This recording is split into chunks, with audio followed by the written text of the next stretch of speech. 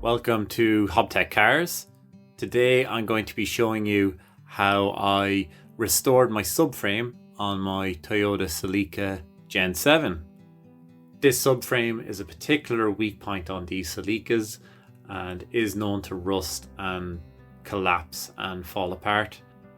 So for this job today, you don't need much tools. All I needed was a wire brush and Simon's underbody seal. I recommend jacking the car to get in at the subframe. If you are using axle stands, just for safety, maybe make sure that you have some wood underneath the sills of the car.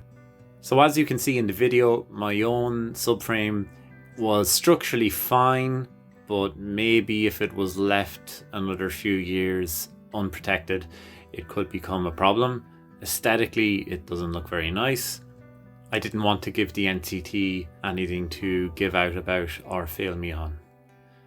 I hit this subframe a few clatters with my hammer to make sure it's solid, and it was solid as can be, so I do know that the rust here is only surface. So at this point you're going to want to take your wire brush. I found that a smaller wire brush was better for getting into the small grooves around the subframe area.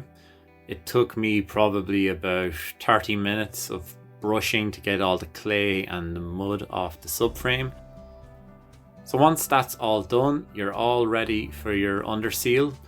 I'm using that Simon's underseal spray. I've used it on other cars before and it's been fine. It's cheap, it's about €9 depending on where you're getting it, and it does the job. If it's able to keep the damp off a lawnmower and stop the lawnmower body from rotting, it's certainly good enough for a car subframe. So I recommend applying 2 coats of this, and after that your results should look like this. As you can see, the subframe is so much better looking.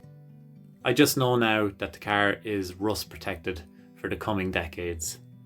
So I'm very happy with how this turned out. It was something that I always wanted to do on this car. So that is it, a short video today. If you enjoyed it or found it useful, please do like, comment and subscribe. Alright folks, take care, thanks for watching, bye bye.